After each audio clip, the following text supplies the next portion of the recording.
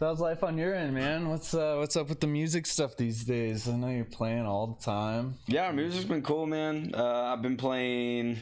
I headlined at Swan Dive, so I had my first like big headlining show. And Swan Dive's not like a huge venue, but it gets a lot of foot traffic, so to get in there is really cool. That's dope. So I got in there like opening up for Blasphemous. Nice. And then that's awesome. Yeah, and then they ended up giving me a headline spot, and I mean we packed it out. So had Droid on it and Ben Buck and all those guys, nice, and we did. I mean Midge, all those guys did a really good job, and then just talking to them today. So I'll be there for a Halloween show. Oh, cool. And then gonna do something on New Year's is what they want to do. So those are 2 big days. Those are like the biggest holidays in Austin. Yeah, exactly. Much. So that's cool to be in there. So hopefully it just keeps expanding. And then I'll have my first like show over at Empire. I'm opening up for Kosha Dills. You know who that is? No, I'm not familiar with that. He's like this Jewish rapper. It came out a while back, like when I first started hearing of him. But he's on a national tour, and so he's playing there at Empire. The spot. Yeah, exactly, man. So they had hit me up to open up for him, and I think Ben Buck talked to him again because he's on the lineup. So I guess he threw my name in there, and that's dope. Yeah, dude. so I love the Empire shows. They've got insanely good lineups between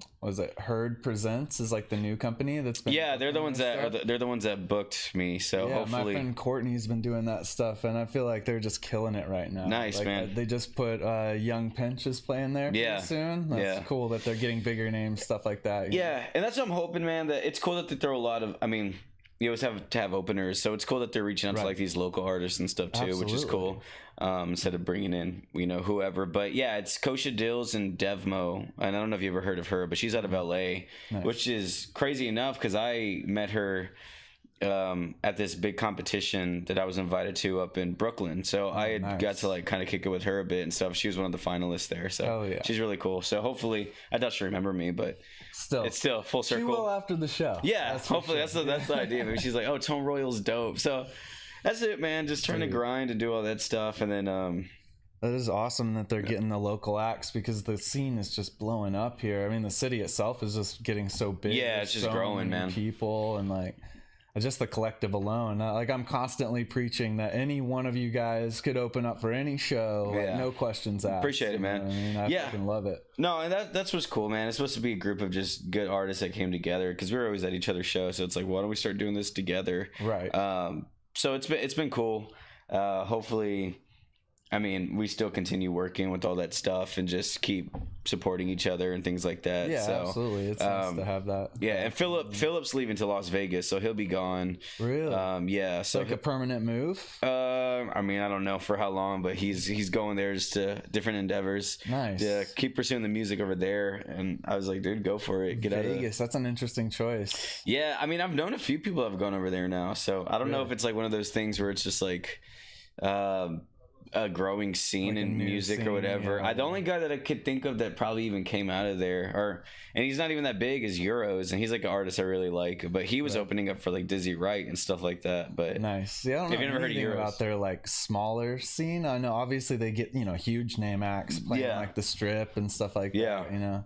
But I never really thought of it as a music spot, but it makes total sense. Yeah, well, that's the cool thing with like the internet and stuff nowadays, man, because it's just like you can be from anywhere and do whatever. Doesn't really matter. Yeah, but Austin's a good fit for me so far, man. Like it's very transient, I guess, and just that no one's from here anymore. Right. So you get all these different sounds of hip hop and stuff. So it's pretty cool. For sure. And it's like I said, it's like blowing up. So this is a good time to be involved, while it's still growing and before it becomes, the next Dallas or Houston, because Texas rap is just huge right now. Yeah, absolutely, man. So that's what I mean. I feel like I've gotten close with some like certain deals or certain opportunities that just kind of fallen through. So hopefully, been doing this long enough now that something will stick, and it might be the Empire show. Who knows? I don't know. Right. Yeah. But that's what I'm hoping, man, because it was just like lower rates and all that stuff, business side of it, but they were super cool and they were up front, and I'm just like, man, I just want an opportunity to get in there to Empire One, open up for someone, and then also like hopefully they'll be like, oh, this dude does a good show, like let's book him for more acts coming in. So dude, I'm sure. I love that venue, just the sound, and like I said, they book great acts. So yeah, it's crazy, cool. Man. So they're gonna have like a pickle bar and shit too, because his name's his name's Koshadil, so it's they're doing it's Austin Pickle Fest, I think is what they're calling it. So they're gonna have like a pickle bar and stuff. So. Yeah, I can say I've seen a lot of good rappers there, but it's nice to see them like really pick up the pace. And like those 3 guys got on the front of the Chronicle recently. Yeah, so cool. I think 2 of them record over at Chris's spot, Lit Ave Studios, Chris Locke. Yeah. Yeah. So that's where I record. I've been branching out to a few other engineers too. Just actually went yesterday for the first time to this guy named Brian Ray, who recorded like Mobley's album and stuff. And Mobley's on tour right now, awesome, Blasphemous and Zeely and all those guys. Yeah, those guys have been killing it forever now. They deserve all the shit they got exactly, going. Man. And that's what's cool too, is that they show love like to people like me and stuff. And, right, absolutely. I mean, I think Zeely is like 33, 34 maybe. Same thing with Mobley.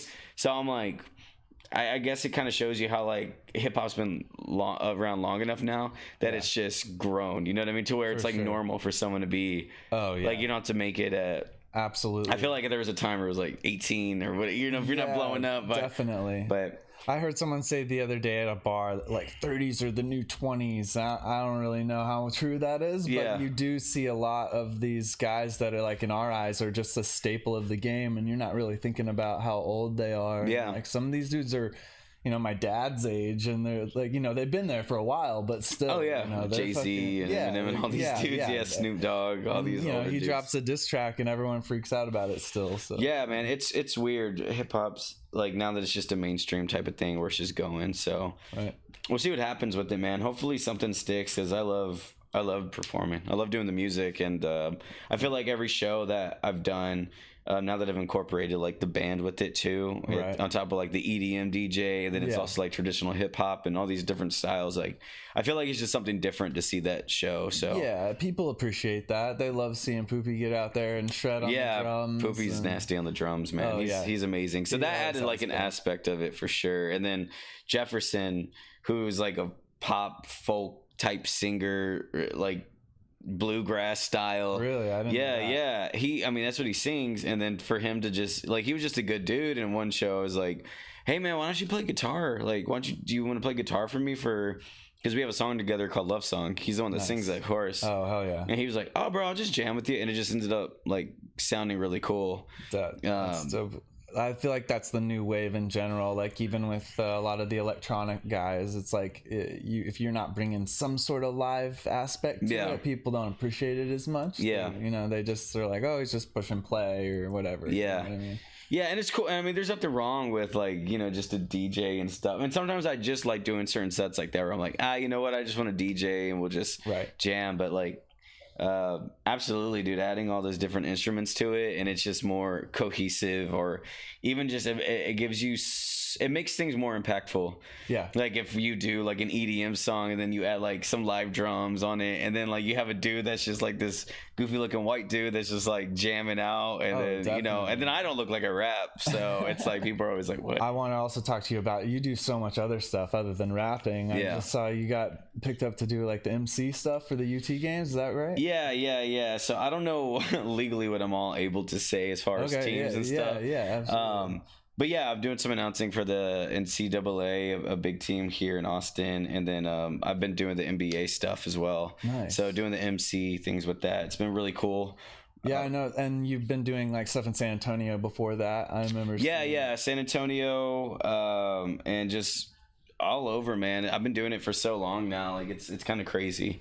It's super cool. Yeah, it's weird, man. I don't know how to explain it because it's very like, I think it's good in the age that I'm growing up in, and the fact that like Instagram and all these things like give you an outlet to where before with musicians it was like you're only known for music and whatever videos you put out, but now it's like I think it's expanded on being like a personality and like, oh, what do they do in their daily life? Oh, this is cool. Or, oh, they're going out, you know? And so like to have that MC side of it has been crazy.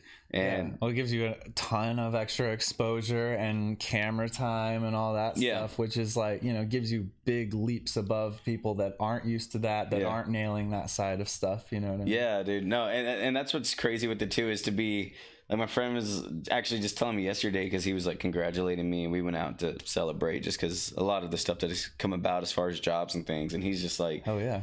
He's like, dude, it's weird that you're like doing so well and like the MC stuff. He's like, but you're also doing really well in the music thing. That Absolutely. It's like odd to see like that. Usually it's like someone's pursuing one or the other. Yeah. They seem like both full-time consuming like big things, big projects. Yeah, man, it's crazy. And then, I mean, it's like a totally different mindset and like prep time and things like that. And it's very, I don't want to say it's more professional as far as clientele and stuff I'm working with, but it's almost like a just freestyling out there when I'm actually emceeing. Like there's a lot of stuff that's by script, but I like this stuff, like what I'm doing now with this NCAA team, where it's just kind of like, oh, you're able to, you know, just be out there on the street and like, you know, you're meeting people and you're still doing sponsorship hits and meeting like big name clientele, but it's also just like kicking it with people and you're comfortable, like coming across comfortable is so key. Yeah, you know, exactly. That's so hard for some people. We've all seen like the viral like news guy clips where they freeze up or mess stuff up. I hope that's always like my fear. Like, please don't let this thing go viral. Like that guy just last week that was faking the hurricane shit. I don't know if you saw that. Like, because the big hurricane hit the East Coast. Yeah. Obviously, you know, they want to make it seem as dramatic as possible, and so like, you know, the weather was bad, but it wasn't like crazy, and that dude was out there like leaning into the wind and yelling about, oh, it's so crazy I could barely stand up, and then behind him 2 guys just like casually strolled by. Oh really? And then it went super viral because everyone's like, those guys don't seem to have a problem with it, and this guy's like holding on to a pole and shit. And that sucks too, because he's probably like, damn it, man, it was my moment. Right, like, these dudes just ruined it. And had they not walked by, everyone would be like, dude, this storm is nuts. You know? Well, that's what also goes into like the media nowadays, dude, where it's like hysteria sells for sure. You know what I mean? Where it's like everything's amplified because it's crazy. Everything is grabbing for attention now. As far as like you're battling not only with, it used to be like a TV slot. Now it's like, okay, YouTube, okay, music. I have music. Everything's so instant. Video games, like absolutely. So it's like, how do you even get a news story? It's so weird. So it's like, I gotta make this as amplified as I can. And sometimes I wonder how long the TV stuff's even really gonna last, you know? Like, I mean, it probably will never 100% go away, but at the same time, it's like every day that passes, I'm watching less and less of just regular TV. Oh dude, for sure. It's like, I mean, they've done it well as far as like, you know, it started with TiVo, and now it's like, oh, everything's just on demand access. So it's like, oh, I missed this show. It's like, press select and watch. Yeah, we got the whole season. Exactly. You know? And so that's what's, I mean, they're trying to adapt with it.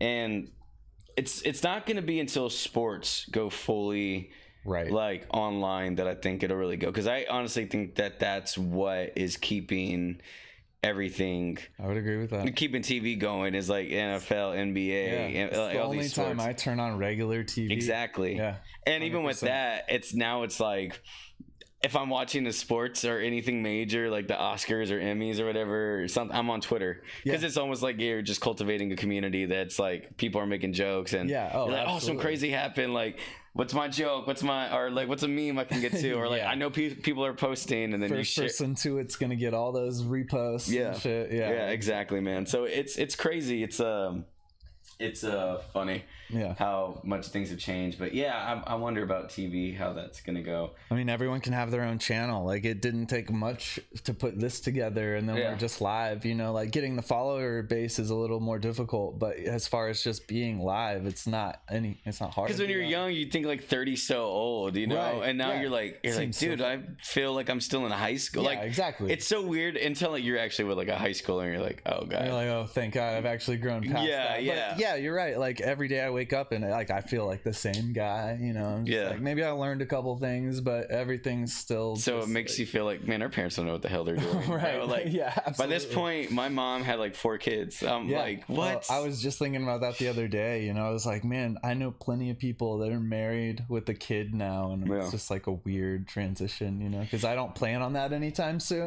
But I've never been that guy either, so and that's what's weird is you're getting older too, and people are starting like pressure it. There's like a point, and that's what cracks you up. There's a point where it's like, don't have kids, you ruin your life. Don't have kids. Why don't you have kids yet? Like suddenly, like they're like, what are you doing? Man? Yeah, like, so there's there's just a gap right there where it's like, you know, one day it just switches to where it's weird that you're not like, it's like, right. So you and your girlfriend are get married soon, right? Like, hey, easy with that. Yeah, shit. You're like, chill out, bro. I don't need that yet.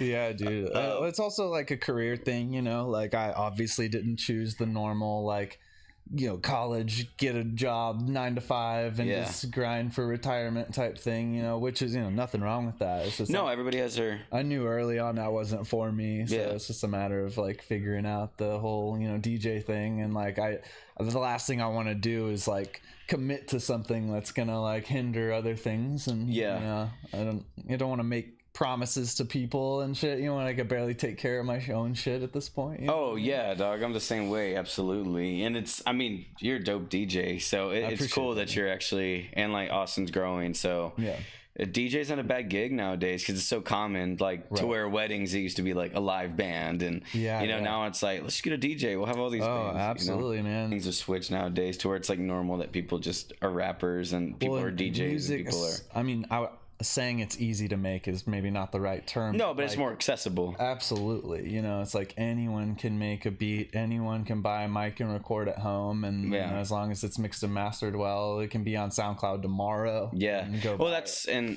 I have a tendency to just go off on tangents, but that's where I was trying to get to earlier. It's like we're the kind of like that last age gap. I feel like we're grew up without internet.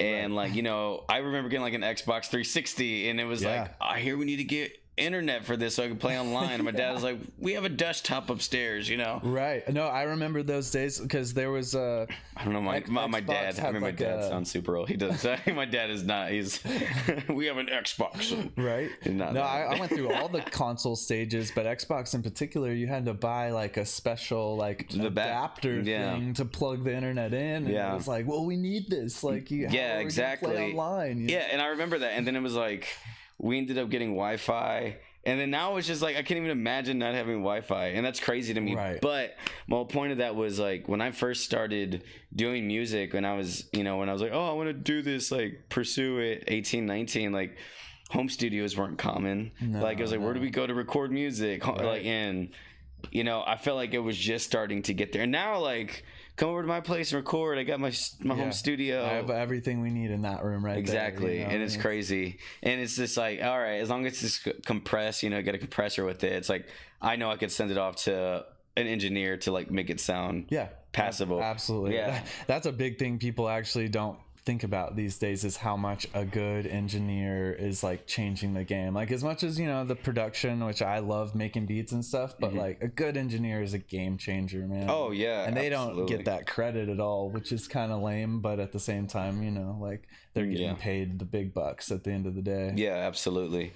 And I mean, Mac, not Matt Damon, Mac Damon, he's an engineer out of San Antonio, and he's the one that mastered my whole album. And, and like it already sounded good just from the regular mixing over with Chris at Lit Ave, but like Mac made it all like all the same levels, like you know, it was just crazy all the stuff he was doing, bro. Like he was like sitting in, he owns this giant studio, and like I've gone in there and ESPN's been there. Like he's a Grammy nominated engineer, so it's like crazy that he was working with me. And like, bro, he was just doing the most insane stuff to where it was like, oh, this frequency at whatever level is like it's burning my ear a little bit, and he's like, hold on, let's find that, and it would be like he would like adjust it out, and it'd be like, sure enough, dude, it'd be like and he's like, all right, I'm gonna bring the hertz down, and it would go away. And I was just like, how do you people like that are so awesome, man. You need that shit. And that's just stuff and things that I do to set myself apart. and work on. That way I'm always like, okay, I want my stuff to sound quality.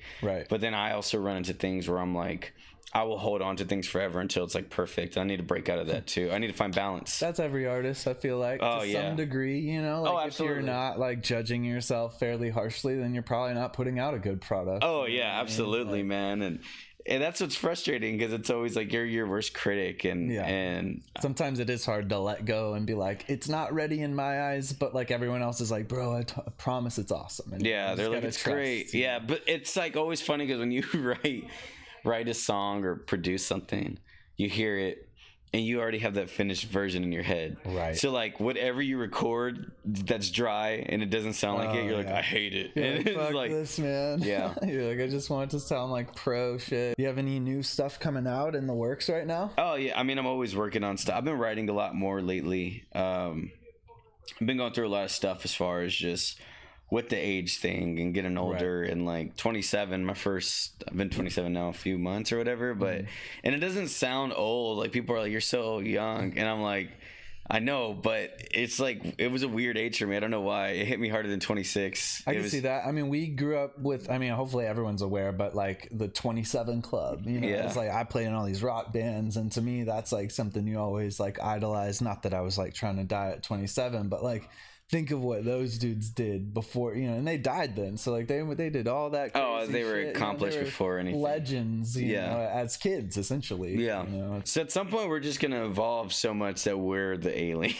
Right. Yeah, exactly. I mean, and that's like kind of the idea behind simulation theory, is like, have we already gone to the point where like that's what we're in right now? Like, is this a computer? Like, do we even die? You know what I mean? Like, that's crazy. It's like Ricky Bobby, like all the things are doing with science nowadays. I'm not saying, you know, eternity, but you know, at least 300. At least 300. Yeah, exactly. Yeah, I don't know if that's just something with turning 27, feeling like I'm getting older. My grandmother's been, she's been fighting. She's still alive somehow, bro. But like, not even in the sense like she's walking, like she's on hospice. Right. So she's just on her deathbed, man. And like, she's not talking, like barely eating, and she's just fighting. And like, so I finally saw her the other day, but I went down there the other day, and it was finally like, I was like, hey, like telling her I was proud of her. She raised good kids. Like, she's so strong. Oh, yeah, dude, that's awesome. Just telling her like, it's okay to go though. Like, I know you're scared, but I mean, I can't imagine how terrifying that is. Exactly, bro. So that's what I've been dealing with lately. On top of that, it's just questions of my own morality. And like, this is the first, I've been very fortunate in the fact that I haven't really lost any super close family members, but that realization that the rest of my life is going to be people passing away. It's hard, man. I've lost friends. I've never, you know, I'm super close with her. So that sucks. And I think that's why I was having a lot of time adjusting. And then also like that feeling of like, well, what have I accomplished? I think it's just hard because she hasn't passed yet, and it's just like waiting and like feeling that thing and trying to do all this stuff, and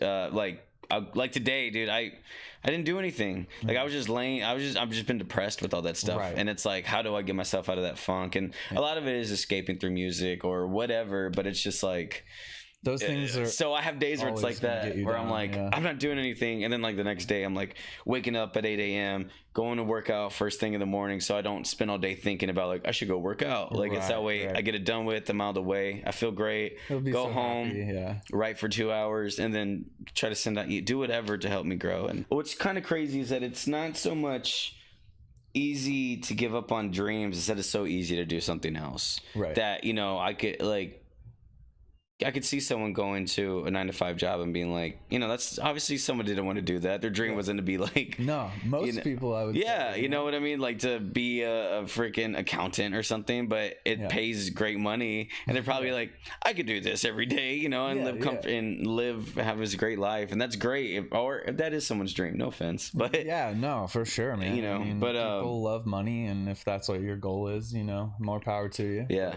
I've always been I want to do stuff I love. And I would be, I guess people always ask me like, what is making it for you? And I'm like, bro, if I could just live off of doing everything I love, like if I just made $30,000 doing music and traveling around, had a nice little fan base of 5,000 people, to me that would be more fulfilling than making $150,000 doing something I hate. And that's why I always wonder if people that you see like that, like the dude that's running 200 miles, if he's like satisfied, or like if Steve Jobs, at some point, do you just get like, I'm good. Like Steve Jobs or whatever, or Bill Gates, or are they still like working to like, I want to make, you know, a never-ending food source that you know grows from grass. Like, yeah, exactly. Because I mean, as much as I'm always like, I feel like I haven't done a lot.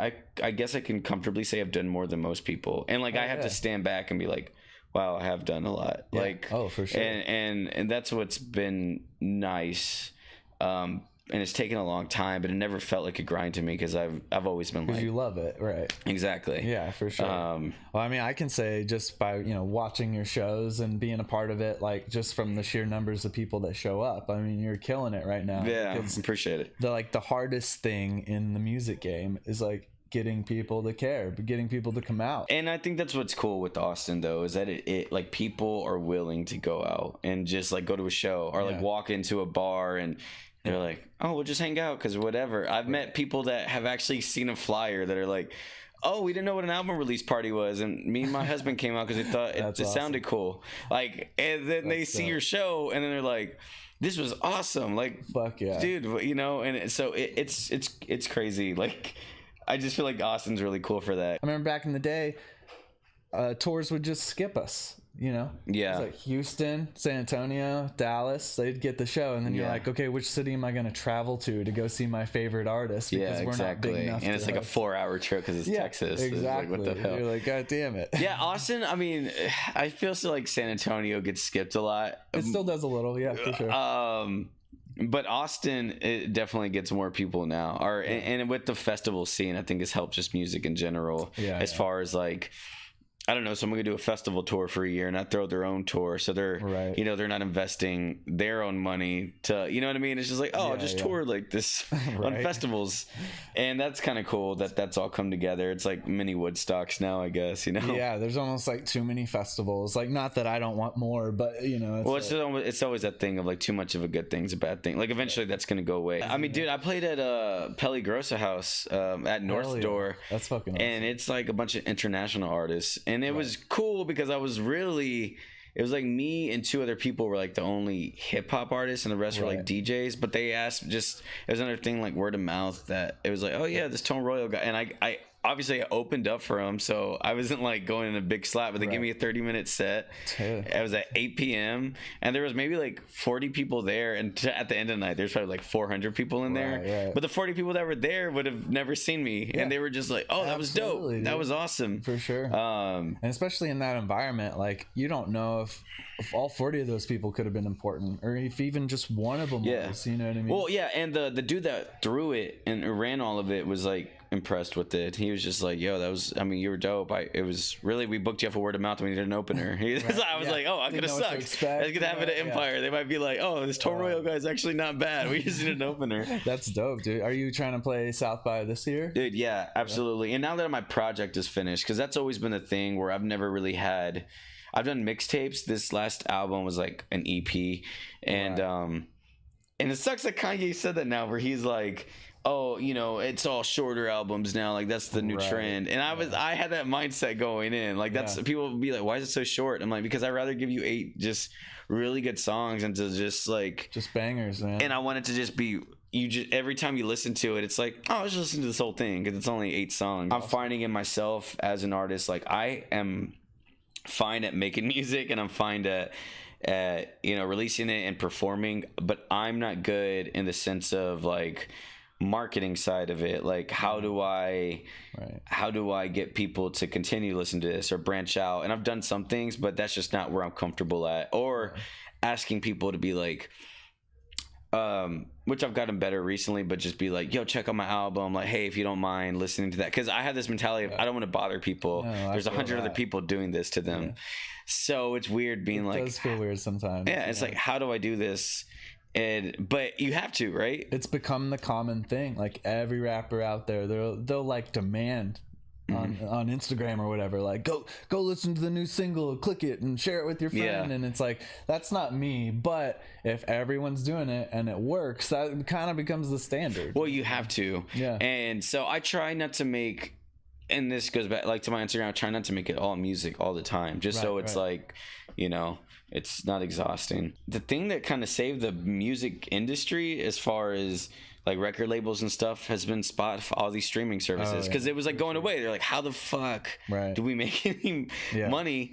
Because it's all SoundCloud and all this stuff, and then it turned into like Rap Genius and Rap Caviar playlists, and now it's all playlists. It used to be blogs and whatever, and that was all independent, and now it's like, well, we can, you know, if you get your song on Rap Caviar, you're gonna get 5 million plays in 10 days, and they have here's are the statistics of every person we've signed to prove it. So now it's like the music industry or these record labels being like, hey, we'll pay for your spot on this playlist, this playlist, this playlist. We'll get you on this YouTube show and this and that, and this will grow your fan base to this or whatever because you have a good amount of following. And then and then you sign and then you're screwed. It's like it's weird. Yeah, exactly. So, I mean, that's the other weird thing is signing in general is like, you know, it's still, at least for me, you know, that was like the ultimate goal at one point, and now there's plenty of examples of being independent is just the more lucrative route. Afraid, like, I hope I can pursue it to a level that once I get to that point, I'm not like, wow, I hate this and this is not what I want. Right. Because that would suck to put in all this time and then you get there and then you're like, well, this is not it. Like, I wouldn't say I'm afraid to fight anyone, but I'm always like, all right, I'm not a big dude. Like, I'm not some 6'5" dude. You Some know of what those guys are fucking huge, man. There's like people like that's their thing. Like my older brother is like, he's shorter than me, but he can fight. Like that dude just will get him. Absolutely. But he knows he can, so that's why he's always getting in like street fights and shit. Like just out, someone says something wrong, it's like, all right. Exactly. I'm not that dude. I'm very, you know. Yeah, well, and that's chill. The better route to be, especially in the hip hop game, because even though I don't honestly believe the image that Smoke Perp puts out is what, you know, who he is in real life, some of those people are. And like they are not going to fight you one-on-one, and they are probably going to shoot at you if you know, double cross the wrong guy or whatever. You know, there's a lot of gang this and gang, I mean, fucking Tupac, you know, it's like things can go too far. So it's like, oh yeah, absolutely. At the end of the day, you're dealing with people and human emotion. So it's like you don't know what someone, where their morality is. You like to think that most people would, you know, either talk to you or whatever, just make a diss track or keep it on Twitter, but somebody be like, no, we're taking this dude out. In Austin, they have the open mic stuff like Scratch House, and before that Spider House. They would do that in Atlanta where my buddy lives, and he was like, yeah, Russ used to just be there all the time and we'd kick it with them, and he was like a very confident man. You could see like just that's how he is, you know. And because I don't think people, or I like to think people don't just change like that. You know what I mean? I mean, obviously there's some part of that comes with fame where obviously you get that like, what's the word I'm looking for? That, like the bravado or the confidence. Or like, you know, you think you're above whatever because it's like, oh, do you know how? Yeah, the ego, you know, egotistical and stuff. But yeah, he was always like, yeah, Russ was already like super confident, but that dude was like super hardworking. Yeah. And that's one thing, like, I still have respect for him because of that, but that's what got me onto him initially. I used to actually put people onto Russ because he's independent. Everything went to SoundCloud, and he had a SoundCloud. This still blows me away that he's able to do this. Some people claim, you know, oh, he paid Russian bots, blah, blah, blah. But his SoundCloud in 1 year had 86 tracks, and the least amount of plays on one of those tracks was 250,000. Really? Most of them had over 1 million. And that's how you should be. And that's so I'm like, I need to do that. But then it's also, so people are like, well, why don't you just do this? I'm like, okay, let's add this up. So, okay, go to the studio. You got to record a song that's $40 an hour. So let's say 2 hours. Right. Really, right?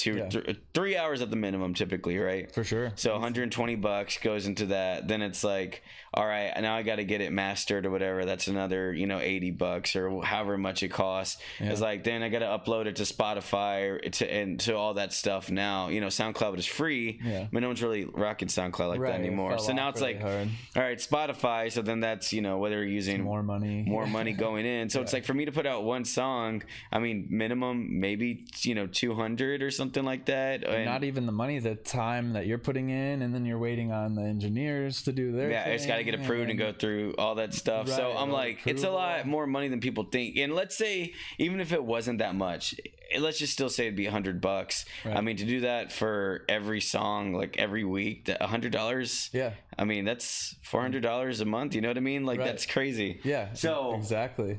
But maybe those are just excuses I have in my head. I'm just very like, I'm already a very tight on money person too. No, absolutely. Yeah. On top of like putting the song out, then it's like, oh, we need a video for it. So then typically you can get a video for like 400 nowadays, right? Yeah. So then 400. Now it's like, okay, well, how do I make this stand out? Okay, Instagram marketing, Facebook marketing. Right. All right, and so it's just like everything's money, and I think that's for most things people do, but it's just exhausting. Yeah. And it's like crazy because I look at my finances and how much I invest in music, and I'm just like, oh my gosh, it's crazy. Yeah, it's crazy. Put every penny into it. And back to your point before about how much goes into one song these days.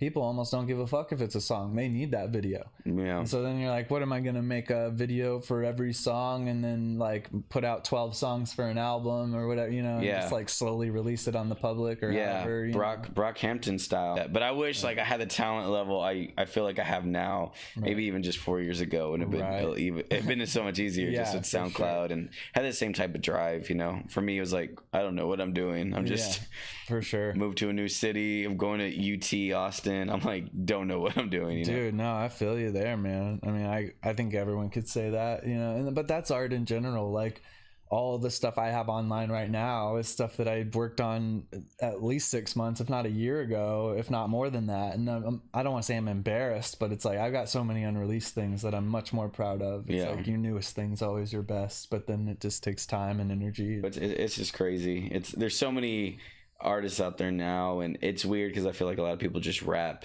because they don't have to learn an instrument, and it's like and now no hate on that new flow at all. Like I like it, and I think I appreciate it for what it is. Like, do I listen to Lil Pump or Lil Peep or any of these dudes all the time? But when it comes on, I'm like, okay, this is cool. But it is without a doubt like a lot easier to master those type of flows because you're just saying whatever, absolutely, right or no. Like you said before, it's much more of an image. Like exactly. Like I'll be the first to admit that like I think I found Lil Pump on like Instagram or something and was just like, who is this crazy fuck? Like he was entertaining. It almost didn't matter. Like, to be honest, man, as weird as it sounds, like if he never made another rap track, I would still be like keeping up with him on the socials. Yeah, just because he's crazy. Just a crazy kid. It's like DMX was like that, or Busta Rhymes even was like that early on. I mean, they're dope. But that personality that you're just like intrigued by, even if it's like initially for the negative reasons, you're almost like the same reason most humans would watch Jersey Shore. It's like not ironic, whatever you want to call it. They're just fucking, they want to hate on it, they're like, look at these fucking weird cunts, but then that's paying their bills. So like, exactly. It's like you're giving them that time of day and that energy. Yeah, man, that's one of my fears too, or something that I struggle with as far as like my image with the hip hop stuff, and like why it's cool that I'm here in Austin because it's just more accepted, like people chill around, but I know I don't look like a traditional rapper nor whatever, and I think it's cool because it's always like, especially when I perform, not that it's shock factor, but it always like makes me stand out because I'm like, what's up, y'all? And then when I actually start, people are like, oh, damn. Like, holy shit. Yeah, I wasn't expecting that. Yeah, absolutely. But it's always like, all right, would I be accepted on a large scale? Like, I always wonder about that just because, I you know what I mean? Just everything goes full circle though, man. Eventually it's just going to go back. It's eventually go back to where it's like everyone's just in a business, dude. Right. I bet you, like, dude, I feel like wasn't there like a phase of that? Like, where it was just like Farnsworth Bentley and all these dudes. It's like, sure, obviously they weren't as big, but like classy kind of like, Common 3-piece suit. Yeah, exactly. Or Common. Like, I mean, there was a huge wave where like polos were like the thing. You know what I mean? Like that whole fucking collared shirt vibe. Yeah, and then it's gonna go back to where it's like baggy shirts and baggy some pants Jinkos and all that stuff. Yeah, for sure, man. So, well, speaking of that, I mean, what would you say like your big influences are? Because you do have like that more classic sound. Where you're more focused on like hitting like a fast flow and like being more lyrical. Yeah. I mean, honestly, man, I listened to a little bit of everything, but coming up, it was like a lot of Andre 3000. I mean, Outkast in general, Lupe Fiasco. Andre's the man. Yeah, Andre. I'm so obsessed with him. Andre. Obviously, Eminem, like, not that I feel like I sound like him, but there is a lot of multi-syllable stuff that I'm able to do. Talib Kweli. There's a lot of East Coast cats, honestly, man. So like him, even like the Clips, Pusha T, and that, like, because he doesn't have a complicated flow, but it's just his delivery where you're like hanging on every word, and you're just like, ooh. Well, it's like Snoop Dogg, bro. Like Snoop Dogg mastered that, and that's what made it so cool. And he had his own style, like, not to compare these dudes to Snoop Dogg, but where he would drop off. His rhyme scheme was cool because he would like drop a word. It was almost like it's like a scoop. So he'd be like, he counts to like, I even remember a song where he counted like 6. He's like 1, 2, 3, 4, 5, 6. Shit on with your bitch. Like it's like, and it just would scoop it almost. And like that's how I try to describe stuff. Is like I don't know how to, but it just is that delivery where he wouldn't hit every syllable. It's like he would just extend a word and make it fit. And it's a very juxtaposed form of writing and rapping, but it's something that worked. And Andre does a really good job of that too, where you know, storytelling, but infused with like a dope rhyme scheme. And then Big Boy too. Maybe he rubbed off me a little bit more than I think, because I do have a tendency to do like a syncopated bounce type stuff, where you know, I've been under pressure, da da da da da da. You know, it's like stuff like that. It's more bouncy with it. So well, having all those tools is nice. You know, being absolutely. able to like be like, hey, I can make this slow shit sound cool. Yeah. But then I can also hit you with the fastest pace bars possible. Yeah, and dude, what's funny is like, I don't even listen to fast rap. Like I was never really a fan of it. Like Twista, Tech Nine. Like I don't really care for his music. Like seems like a cool artist, but that just wasn't my style. I'm with you. And those. It got labeled like, oh, he spit so fast, and I was just like, it was just never. I wouldn't say it was never hard for me. It's just I would just always practice and just be like da da da da da da da to eventually, you know, it was like doing it better than anybody when, you know, and it was just like it comes out clear. And that's what people always tell me too when they see my stuff. They're like, it's not that you just rap fast, is that you actually can you can like articulate. Hear the words. And I'm like, I don't know why, but now it's just funny because I hear people where it's like, he's a speedy rapper, and I'm like, I really did. I study all that stuff, man. Like just listening to it and their writing styles, and I mean, I'm sure there's more.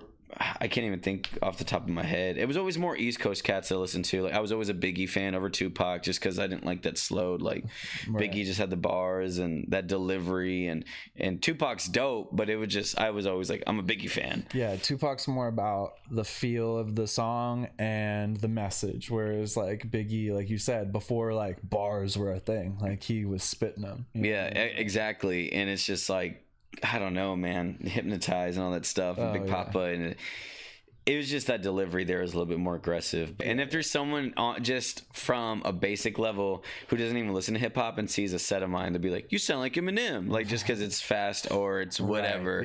And I'm like, they're just not well versed. You know? Yeah, and that's just easy to say because everyone knows who Eminem is, but and at the end of the day, I mean, talk about a huge compliment. I mean, he's like one of the all-time legends. Oh, you know what I mean? He's definitely. I hate his music now, and it's weird. I've never really cared for his choruses either, just because he would do that whiny voice, and now it sucks because that's all he does is that thing, and it's I mean, he's a legend, no doubt, and like Eminem, if you ever see this for some reason, I ain't dissing you. I'd love to sign tap for or make a diss track about him. Yeah, exactly. Yeah, it might blow up. But it's just that.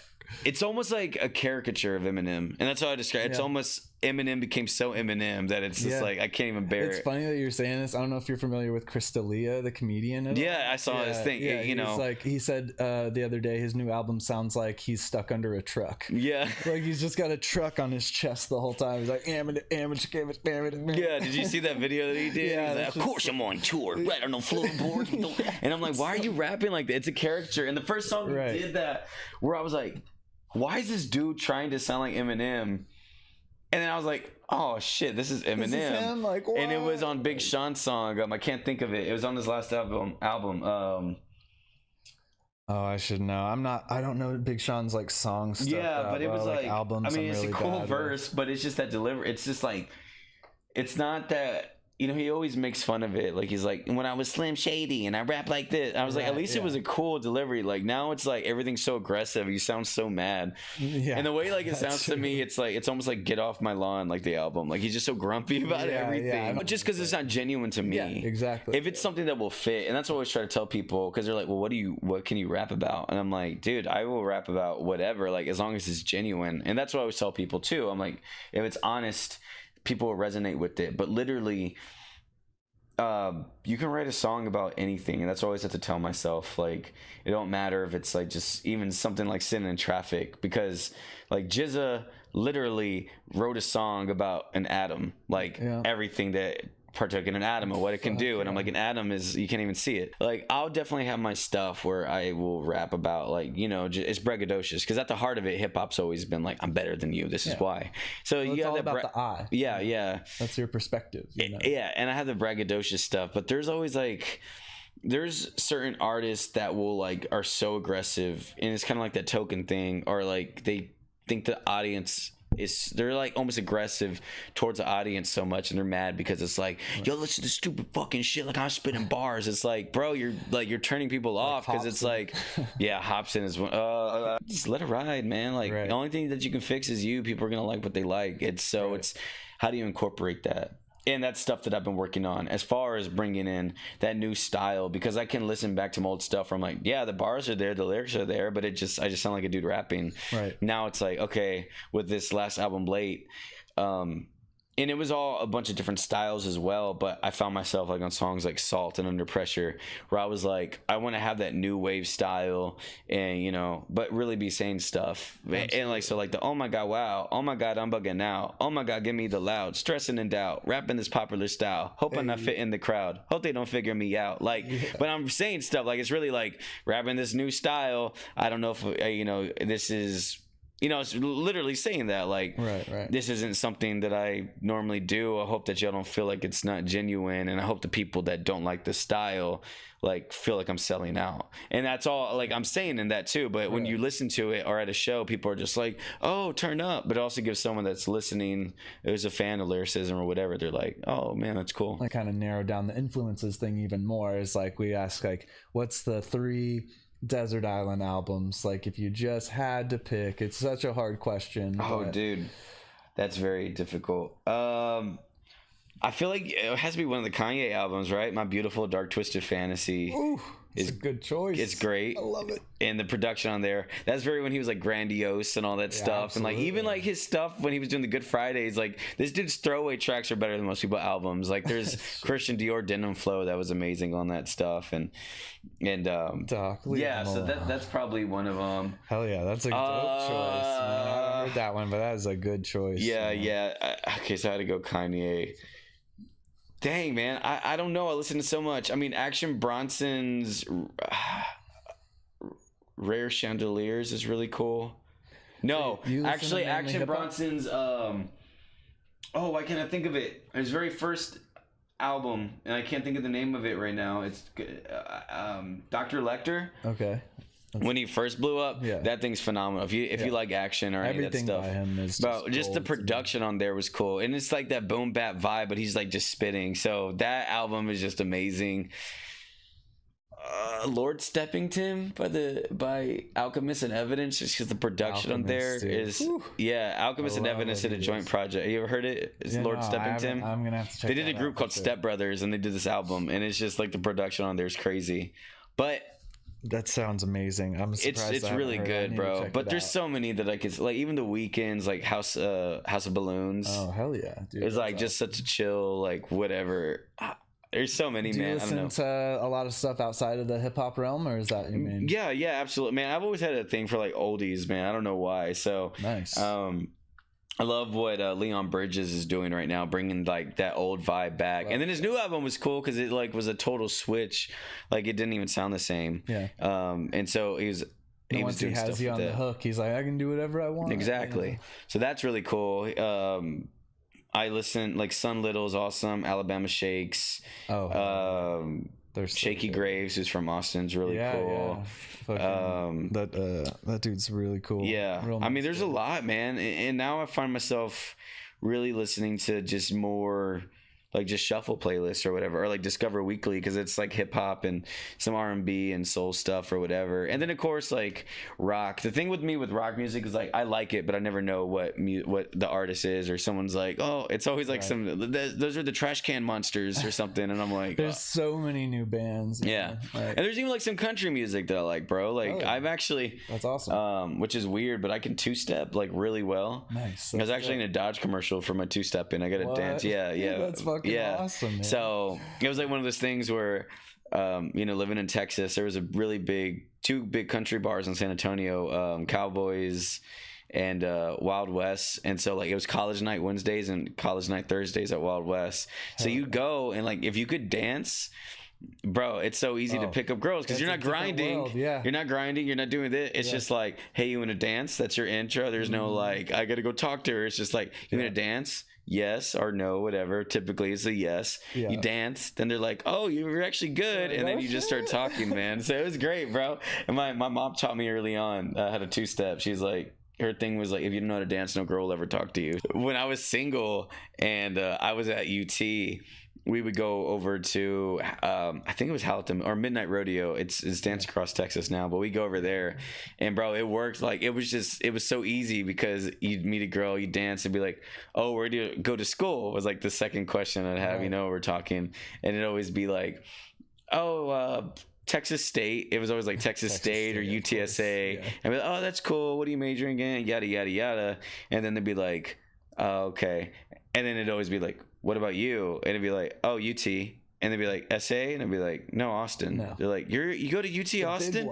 Yeah. And they're always like, oh my God, I tried to get in there or something like that. And it was just like, it was a lock. Texas State, that's for sure. It was a lock, bro, every time. So it was just like, it was great, dude, going with some homies. And country bars, for some reason, always have cheap drinks. So it's like $3 beers.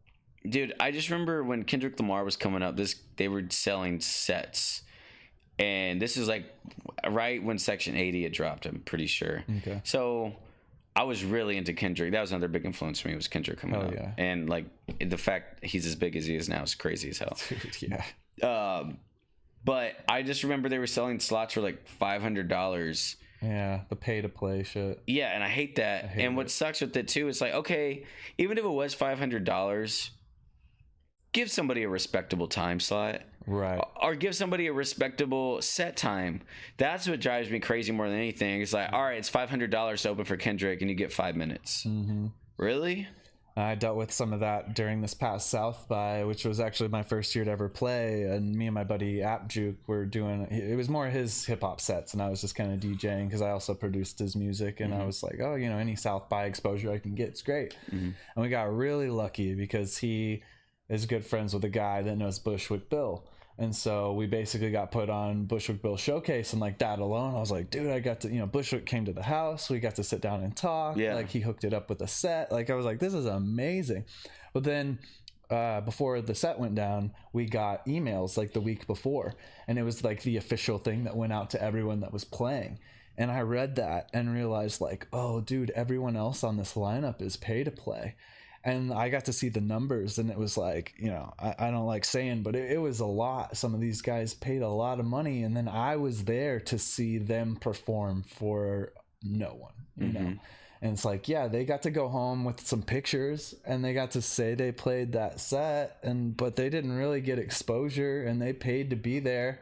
And it was just like the whole setup was kind of rough, you know what I mean? But someone will pay it, and that's why you do it, because you're like, man, they're ripping people off, and it's like, yeah, because there's always someone that will pay it. Yeah, exactly. They wouldn't have it at those rates if it wasn't like that. And yeah, exactly. I don't know, man. I mean, that's what's been cool, and I guess kind of where you're at now, where it's like, oh wow, I'm seeing money. Yeah. Like, oh, I'm actually getting paid to do this. Like, okay. Yeah. And I think that's always a good feeling, instead of like, oh, well, we got a free show, like, please come out, and learning how to do it. Now it's like comfortable enough. So, well, it's such a grind. Like it really is a huge full-time commitment, and the time and energy is immense. And, you can only play for the love so much before you're like, fuck, especially if you're working full-time jobs and like Kanye, just putting out multiple albums in a year. It's like, good for you, but if that becomes the standard for everyone, it's like, God, how are we supposed to keep up with that? You know what I mean? Yeah, that's a lot. Yeah, no, absolutely, bro. And that's what's crazy now. It's like it used to be like an artist would put out an album like every 3 years, 4 years, Yeah. or there was like a yearly release. Like at some point, and that's what I'm saying too. It was weird because it's like every 4 or 5 years it was like a brand new album, and then it slowly turned to like, all right, every 2 years, and then it was like, okay, now it's yearly, and now it's just like music can drop whenever because it's all streaming. It's like, it's you like know, put out a single a month. Yeah, Eminem did like what, 3 or 2 albums, and like Kamikaze and the one before that. Yeah, the one that wasn't as popular. I forget what it was even called, honestly, but I don't know. It was bad. They're all. I don't like this new wave of him. Accepted, and that's just weird with social media, man. It's a whole new layer. Like whereas before it was like, oh, they're my favorite musician, and that's all you knew about them, other than like what was in magazines and what was in TV interviews. And now it's like I'm following someone's life. Yeah. Well, and back to what we were saying before about creating a character, it's kind of this weird catch-22 of like, you need that to some degree because people won't care otherwise because you're just like every other guy. But if you fall too deep into the hole, then it becomes this question of like, how long can you keep it up? Yeah, man. Well, it's weird because it's like, you know, we have the Instagram and Snapchat and all this stuff and Twitch and stream and all these videos, and we're making content and everything's like, oh, look at me, look how awesome my life is, it's so great, it's cool. But then like mental illness is even like, it's like at the highest, like reported cases of just mental illness and all that stuff, like it's going up higher. And like shit, I get anxiety, man. Like I've had anxiety attacks and stuff, which I've never had before. And I think it's just a correlation of being in front of cameras and constantly feeling like I got to put out content, I got to post a picture today, and so I stay relevant, and I got to do stories, and I got to blah blah blah, you know, things that it's like it shouldn't even matter, no one had to deal with, and now it's like for sure you have to. Oh no, absolutely, man. It's so much pressure. It also makes me hate the time that we're living in too, because I'm just like, oh man, I feel so fake now. Right. And like, where is all this headed? You know, like you said, things do come full circle, but we're also at a point where like it's not like the technology is going away. Like trends may change and stuff, but you know. Oh no, I mean we're only gonna get, and the rate that we're advancing, bro, is crazy. Like just to think from the 1960s, is like we got to the moon for the first time. People were wearing business like people were in business suits to like take airplanes, like, you know, wherever, and it was like it was so high class to fly anywhere, and it cost so much money. And now there's like fucking Frontier. It's like $33 flights to Atlanta, bro. Like, Google Flights, man, it'll get you anywhere. Exactly. And I'm just like, it just eventually just becomes a norm. It's like TVs are $15,000, and then one day it's just like, there's a knockoff brand there. Right, exactly. And that's the way it's gonna be for. I think that's just how everything is eventually. Like, well, and the fucked up thing to your point before about the like anxiety and like it changing the game in that sense is like these companies are very well aware of that, and they design it like not to like fuck you up, but like to get you hooked at the very least. No, it's weird, man. It's crazy, and the attention span's getting shorter and shorter, and it's like all on the phone. So it's just crazy to think like it was like AOL chat rooms and stuff like that. And the video games before, it was like, you know, it was just Crash Bandicoot and stuff like that. Well, I can't imagine, you know, growing up and just always having cartoons. Like you just don't have to turn them off. There's literally no reason unless your mom's like, no, stop. You know, it's a weird world, and like I wonder what the fuck that's gonna do to kids. Oh no, for sure, because it's like the instant gratification. You always have it. It's a constant flow of, but then it's like, okay, well, we got to find something else to stimulate us at some point. You know, that's the weird thing about it. It's just become boring. That's the norm. And so, not to say it's nothing wrong with it, you know, but maybe how is it affecting us mentally? We don't know yet because we haven't gotten to that far. Would use Evernote, which is on my MacBook, on my phone, and whatever. So it was great because I could have it anywhere. It'd show up on whatever I needed it to, and I never lost anything. But then it'd be like me making a song. It's like, oh, well, let me see what's on YouTube, and then just going down like self-discipline there. Absolutely. And so it's crazy, man, and it's There's something it's just like, crazy how fast we're advancing, and the fact that like even like I'm saying like 10 years ago, like none of this was normal, and now it's just like this is what it is. But we're still at the beginning stages of it all, like really, and for sure, really we're at the very beginning of like the internet. Oh yeah, we're all just gonna leave our physical bodies. Yeah, isn't that the weird thing, bro? We're all we're all just brains just walking around like in vessels, right? Like, is that the weirdest thing? We're just like meat packages that hold together this weird conscious thing up here. Exactly, the fuck bro. That's always like the weird thing to me. It's like we're all just walking brains. Yeah, it's scary, man. Dude, I don't know how I feel about that. It'd be like the Matrix style. Just imagine you die and you wake up and you're just in like a chair and like all your friends are around you and they're just like, dude, you killed that game, Ray. Like you were rapping and MCing. Like, I got plugged into a simulation years ago. Like you just like you don't remember, you know. That would be terrible. Like I'm just I'm in a Dave and Buster's right now, like in the year 40,722. Absolutely, like that Rick and Morty. I don't know. Roy.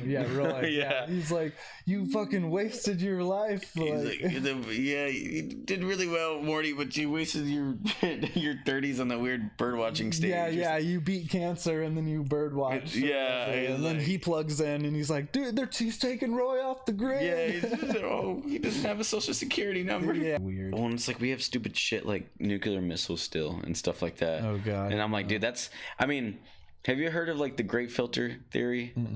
So it's like this thing where it's like there's no other life, right? We've never seen any other human life, and there's infinite galaxies, and it's like the chances of us being alive at the same time as another species with our same type of intelligence is like so rare, but also like it's almost impossible that it's not. But you know what I mean? Talking about infinite. Yeah, exactly. So but it's like the chances of it happening and us being alive at the exact same time are also so rare because it's infinite as well. Right. But there's also a thing called the great filter where it's like, you know, why don't we see anybody and why does space feel empty? So it's either like we're at the beginning or we're at the beginning of this